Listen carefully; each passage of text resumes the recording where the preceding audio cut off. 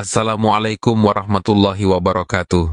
Sahabat Abah, di hari pertamanya menjabat Gubernur Jawa Barat, Kang Deddy Mulyadi, langsung menggebrak dengan keputusan yang bikin geger santero dunia pendidikan. Bayangin, cuma sehari setelah dilantik, dia udah nebas aturan tegas yang bikin sekolah-sekolah di provinsi ini harus benar-benar ikutin tata tertib yang baru. Nah, di video kali ini, kita bakal kupas tuntas semua cerita di balik gebrakan ini, mulai dari study tour ilegal hingga pungli dan penahanan ijazah. Siap-siap, karena informasi yang bakal kita bahas bakal bikin kamu mikir ulang soal sistem pendidikan yang selama ini kita kenal. Hari ini, kita bakal mendalami langkah berani Kang Deddy Mulyadi, gubernur baru yang langsung turun tangan tanpa basa-basi. Kebijakan-kebijakan yang diambilnya sudah menimbulkan kontroversi, terutama soal larangan study tour keluar provinsi dan penindakan tegas terhadap praktik pungli di dunia pendidikan. Jadi, buat kamu yang penasaran dengan apa sebenarnya yang terjadi dan kenapa hal ini bisa jadi gebrakan besar, stay tuned ya!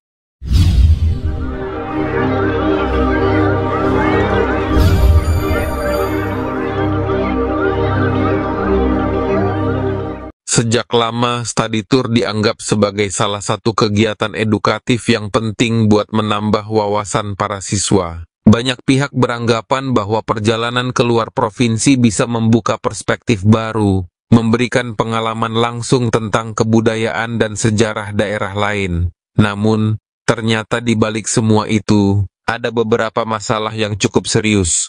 Pertama, soal keamanan siswa. Beberapa insiden kecelakaan saat rombongan study tour pernah terjadi, seperti insiden tragis di Tasikmalaya yang mengundang kecaman dan kekhawatiran orang tua. Kejadian ini membuka mata banyak pihak bahwa perjalanan jauh dengan kendaraan umum tidak selalu aman, terutama jika manajemen dan persiapannya tidak maksimal.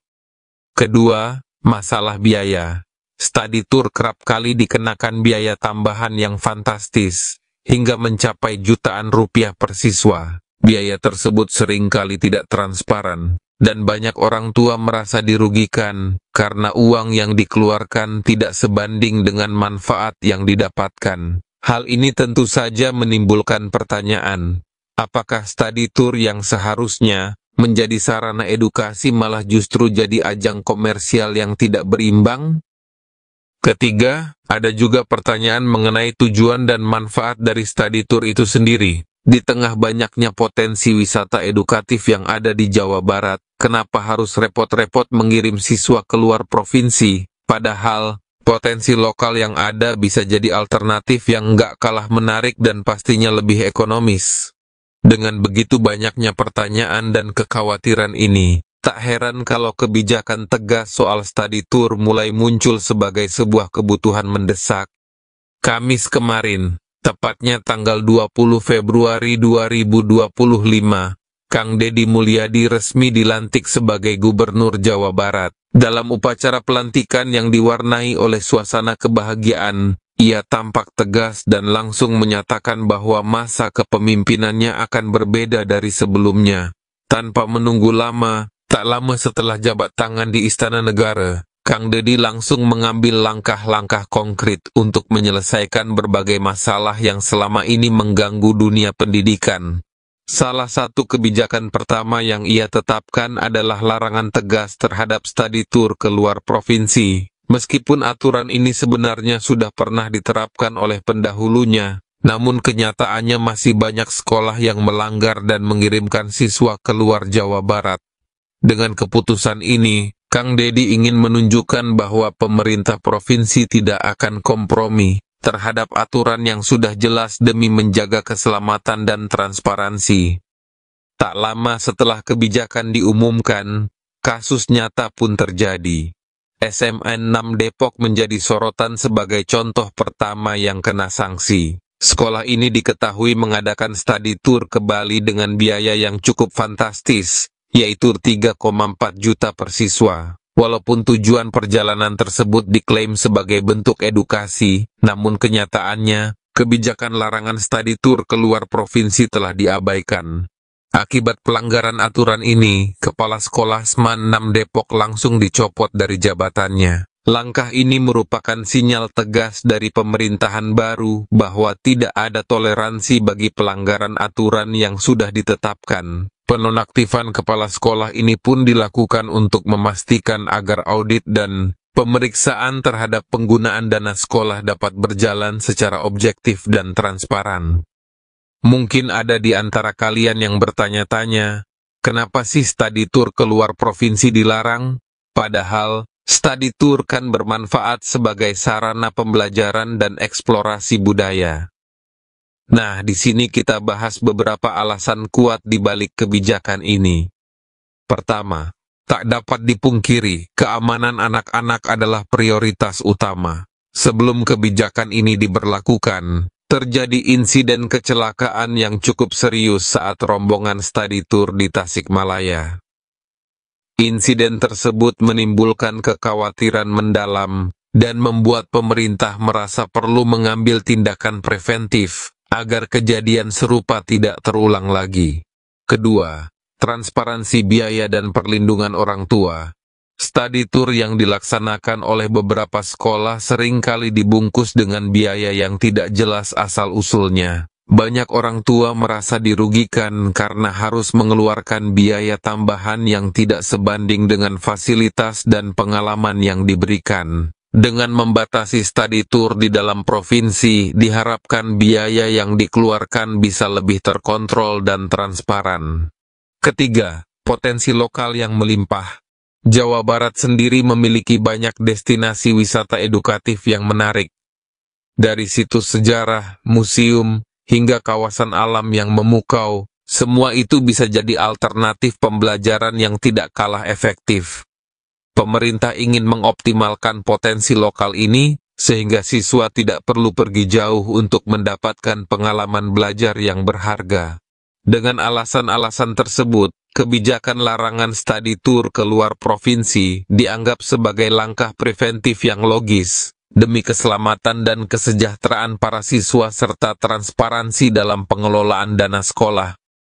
Seperti halnya setiap kebijakan tegas, keputusan Kang Deddy Mulyadi tentu menimbulkan beragam reaksi dari masyarakat. Ada yang mengapresiasi langkah tegas ini dan ada pula yang menganggapnya terlalu ekstrim. Mari kita lihat bagaimana reaksi netizen dan berbagai pihak terkait. Pihak yang mendukung. Banyak masyarakat, terutama orang tua dan guru, merasa langkah tegas ini sudah sangat tepat. Mereka berpendapat bahwa aturan harus ditegakkan tanpa pandang bulu. Jika tidak ada konsekuensi nyata bagi yang melanggar, maka budaya ketidakdisiplinan dan penyalahgunaan dana akan terus berkembang. Bagi mereka, penonaktifan Kepala Sekolah SMA 6 Depok adalah contoh konkret bahwa kepercayaan publik harus dijaga dan transparansi harus diutamakan. Di sisi lain, ada juga sejumlah pihak yang menganggap pemecatan kepala sekolah terlalu berlebihan. Mereka berpendapat seharusnya diberikan peringatan atau sanksi administratif terlebih dahulu, bukan langsung mencopot jabatan. Menurut mereka, tindakan yang begitu drastis bisa membuat para pendidik merasa tertekan dan khawatir akan stabilitas karirnya, yang pada akhirnya bisa berdampak negatif pada kualitas pendidikan. Meski begitu, jelas terlihat bahwa langkah tegas ini merupakan upaya nyata dari pemerintah untuk mengembalikan kepercayaan publik terhadap sistem pendidikan di Jawa Barat. Di balik setiap kritik, tersimpan keinginan agar transparansi dan akuntabilitas bisa diutamakan dalam pengelolaan dana dan kebijakan sekolah. Tidak hanya soal study tour, gebrakan gubernur baru ini juga menyentuh masalah lain yang telah lama membayangi dunia pendidikan, yaitu pungli dan penahanan ijazah. Praktik pungli atau pungutan liar selama ini menjadi momok bagi banyak sekolah, di mana biaya tambahan yang tidak jelas, asal-usulnya dipaksakan kepada orang tua siswa. Berikut ini beberapa bentuk pungli yang sering terjadi. Biaya masuk sekolah. Meski sekolah negeri seharusnya tidak mengenakan biaya masuk, ternyata masih ada yang memaksakan biaya ini kepada orang tua. Praktik seperti ini jelas tidak sejalan dengan prinsip pendidikan yang gratis dan merata. Iuran-iuran aneh. Selain biaya masuk, seringkali terdapat iuran tambahan yang tidak tercantum dalam peraturan resmi. Iuran ini biasanya diklaim untuk keperluan tertentu, namun tidak ada transparansi tentang penggunaan dana tersebut. Biaya renovasi atau bangunan. Ada pula sekolah yang memaksa orang tua untuk membayar biaya renovasi gedung atau perbaikan fasilitas, padahal seharusnya dana tersebut sudah dianggarkan secara jelas dari APBN atau APBD. Lebih parah lagi, beberapa sekolah bahkan menahan ijazah siswa sebagai upaya memaksa orang tua untuk segera melunasi pungli yang ditagihkan. Tindakan seperti ini jelas melanggar hak siswa dan orang tua, serta mencoreng citra sistem pendidikan di Indonesia. Melihat praktik-praktik tersebut, Kang Deddy Mulyadi tidak tinggal diam. Ia langsung memberikan instruksi kepada inspektorat untuk melakukan audit menyeluruh terhadap pengelolaan dana di sekolah-sekolah, serta mengecek setiap dugaan pungli yang terjadi. Langkah ini diambil agar tidak ada lagi praktik kecurangan yang merugikan masyarakat. Untuk memastikan bahwa kebijakan baru ini berjalan dengan transparan dan adil, pemerintahan Kang Deddy Mulyadi telah menginstruksikan inspektorat untuk melakukan audit mendalam ke seluruh sekolah di Jawa Barat. Audit ini tidak hanya berfokus pada pelanggaran aturan study tour, tetapi juga menyelidiki semua dugaan penyalahgunaan dana dan pungli. Dengan audit yang menyeluruh diharapkan tidak hanya terjadi perbaikan pada satu sekolah saja, tetapi bisa menyentuh seluruh sistem pendidikan di Jawa Barat. Pemerintah ingin memastikan bahwa setiap sekolah menjalankan tugasnya dengan integritas, dan bahwa dana yang seharusnya digunakan untuk meningkatkan kualitas pendidikan benar-benar tepat sasaran. Untuk menyimpulkan, gebrakan tegas Gubernur baru Jawa Barat ini memang mengejutkan dan mengundang beragam reaksi. Mulai dari larangan study tour keluar provinsi, penonaktifan Kepala Sekolah SMA 6 Depok, hingga tindakan audit menyeluruh untuk memberantas pungli dan penahanan ijazah. Semua langkah tersebut diambil dengan satu tujuan utama: menciptakan sistem pendidikan yang lebih transparan, aman, dan berkualitas. Kebijakan-kebijakan ini, meskipun menimbulkan kontroversi, menunjukkan bahwa perubahan itu memang perlu dilakukan. Terkadang, langkah yang keras diperlukan untuk menghindari kerugian yang lebih besar di kemudian hari. Dan dengan dukungan dari masyarakat, diharapkan kebijakan ini bisa memberikan dampak positif yang luas bagi masa depan pendidikan di Jawa Barat. Nah, gimana menurut kalian? Apakah langkah tegas ini sudah tepat atau justru dianggap terlalu ekstrim?